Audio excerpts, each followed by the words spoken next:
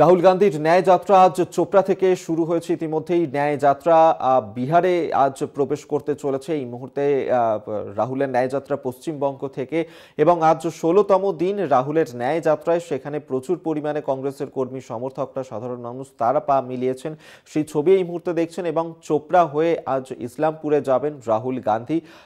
তারপর আজকেই কিষানগঞ্জ হয়ে বিহারে প্রবেশ করবে রাহুলের এই যাত্রা। এবং বিহারে এই মুহূর্তে যে রাজনৈতিক প্রেক্ষাপট, যেখানে গতকালই আমরা দেখেছি বিহারের মুখ্যমন্ত্রী নীতিশ কুমার তিনি দল বদল করেছেন, এবং দল বদলের পরে আবারও একবার মুখ্যমন্ত্রী হিসেবে শপথ নিয়েছেন তিনি। এবং তারপরেই আজকে বিহারে প্রবেশ করতে চলেছে রাহুলের এই ন্যায় যাত্রা।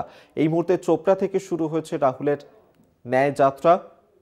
উত্তরবঙ্গে রাহুলের ন্যায় যাত্রা চলছে, এবং চোপড়া থেকে শুরু হয়ে বিহারে পৌঁছে যাবে রাহুলের ন্যায় যাত্রা।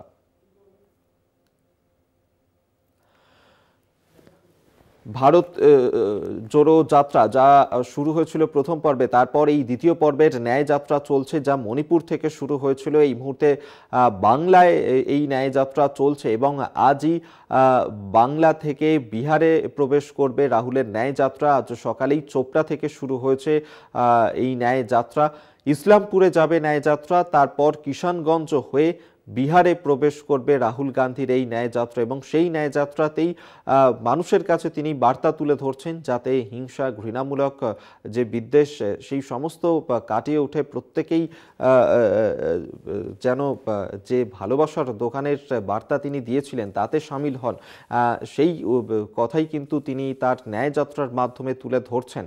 এবং আজকে উত্তরবঙ্গে রাহুলের ন্যায়যাত্রা এই মুহূর্তে রয়েছে। চোপড়া থেকে শুরু হয়েছে এই ন্যায়যাত্রা সকাল থেকেই, তারপর ইসলামপুরে তা যাবে, তারপর কিষানগঞ্জ হয়ে আজই বিহারে প্রবেশ করবে ন্যায়যাত্রা।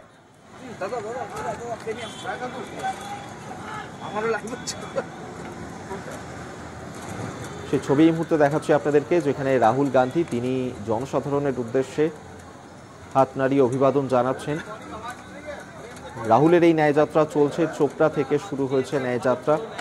৬৭ দিন ধরে 15টি রাজ্যে রাহুলের এই ন্যায়যাত্রা চলছে, যা মণিপুর থেকে শুরু হয়েছিল, মণিপুর হয়ে অসম, এবং তারপর তা গত বৃহস্পতিবার পশ্চিমবঙ্গে প্রবেশ করে, এবং তারপর দুদিনের বিরতি কাটিয়ে কাল পশ্চিমবঙ্গে শুরু হয় রাহুলের এই ন্যায় যাত্রা। এবং আজ চোপড়া থেকে যাত্রা শুরু হয়েছে সকাল থেকেই, যা বিহারে প্রবেশ করবে আজই।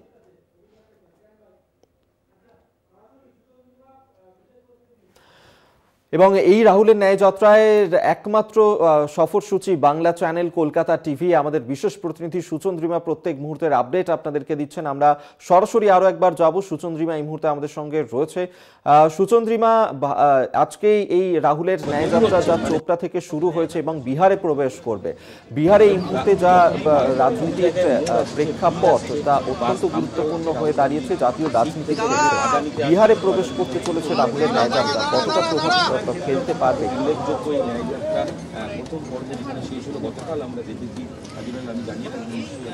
দেখো, এখন যে উত্তর দিনাজপুরে যে জায়গা দিয়ে আমরা যাচ্ছি, কিছুটা দূরত্বে গিয়েই কিষানগঞ্জে প্রবেশ করবে ভারত জোড়ো ন্যায়যাত্রা। 16তম দিন আজ রাহুল গান্ধী বাসে করে আসছেন, এবং চোপড়ার এই যে জায়গা, দীপাদাস মুন্সির খাস তালুক, এখানে কংগ্রেসের সমর্থন কতটা, এটাও কংগ্রেস নেতৃত্ব, প্রদেশ সভাপতি অধীর রঞ্জন চৌধুরীর কাছে যেমন একটা চ্যালেঞ্জ। উত্তরবঙ্গে গতকাল জলপাইগুড়ি, শিলিগুড়িতে যে ভিড়কে দেখা গিয়েছে, এবং সেই ভিড়ের মাত্রা বিহারের দিকে যখন যাচ্ছে, বাংলায় যখন আরো এগোচ্ছে যাত্রা, সেই ভিড় একইভাবে বজায় থাকছে নাকি তাতে কিছুটা হ্রাস পাচ্ছে তার সংখ্যা, সেটা কিন্তু গুরুত্বপূর্ণ ইস্যু হয়ে রয়েছে। কারণ একে একে শরিকদের অনুপস্থিতি কংগ্রেসের ভারত জোড়ো ন্যায়যাত্রায় কি ভাটা টানছে, নাকি বাংলায় নতুন করে তারা শরিকদের এই ভিড়ের জন্যই আকর্ষিত করতে পারবে, এটাও তেমন প্রশ্ন উঠছে। এবার তুমি যে প্রশ্নটা করলে যে বিহারের দিকে যাচ্ছে, যে কি প্রভাব তাতে পড়তে পারে, অবশ্যই যে গত 3 দিনে জাতীয় রাজনীতিতে বিহার যে প্রাসঙ্গিক হয়ে উঠেছে, এবং তা কতটা প্রভাব ফেলবে এই যাত্রায়, কংগ্রেস নেতৃত্ব কিন্তু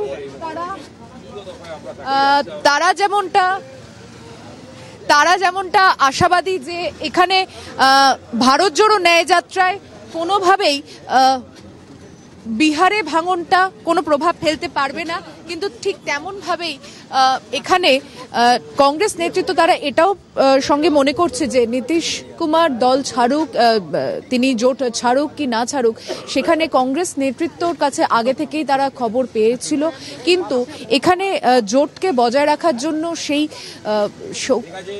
সৌজন্য তারা বজায় রেখেছিলেন। তবে এখানে একটা জিনিস খুব গুরুত্বপূর্ণভাবে দেখতে হবে, এই যে বিহারে প্রবেশ করতে চলেছে, আজকে বাংলার সফরের মধ্যেই বিহারে প্রবেশ, আবার বাংলায় আসা এবং তারপরে আবার একটা বিহারে যাত্রার অংশ রয়েছে।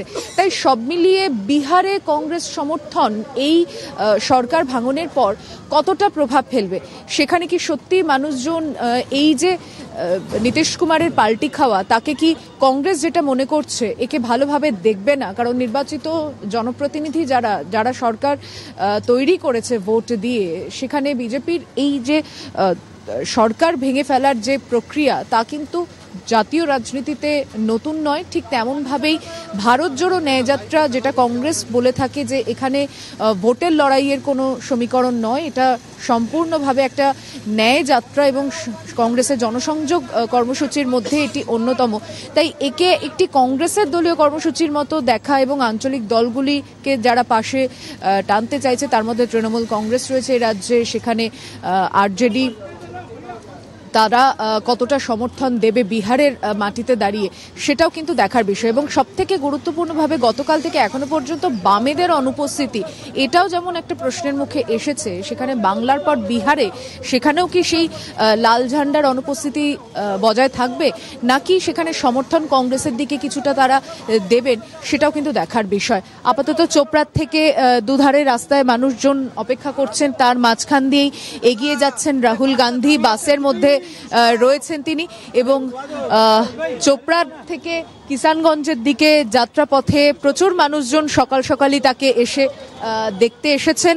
বাস থেকেই হাত নাড়ছেন রাহুল গান্ধী। এখানে কোনো পদযাত্রা নেই, কিষানগঞ্জে রয়েছে এবং সেখানে পাবলিক র্যালিতে অর্থাৎ জনসভায় বিহারের মানুষকে কি বার্তা দেন, কারণ গতকাল কিন্তু বিহার প্রসঙ্গে কোনো কিছুই বলেননি রাহুল গান্ধী। শিলিগুড়িতে যেখানে তিনি জনসভা করতে চেয়েছিলেন, পুলিশের অনুমতি না মেলায় গাড়ির ছাদ থেকেই তিনি জনতার উদ্দেশ্যে বক্তব্য রেখেছিলেন, কিন্তু বিহার প্রসঙ্গে কিন্তু কোনো শব্দ খরচ করেননি। তাই আজকে বিহারের মাটিতে প্রবেশ করার পর তাকে এ প্রসঙ্গে বলতে হবেই, এমনটাই কিন্তু মনে হচ্ছে। কিন্তু কি বলবেন, এটা কিন্তু গুরুত্বপূর্ণ বিষয়। একেবারেই সুচন্দ্রিমা, সেদিকে তো আমাদের অবশ্যই নজর থাকবে। তবে আপাতত ধন্যবাদ তোমায়, বিশেষ প্রতিনিধি সুচন্দ্রিমা এতক্ষণ সরাসরি আমাদের সঙ্গে ছিলেন রাহুলের ন্যায়যাত্রা থেকে।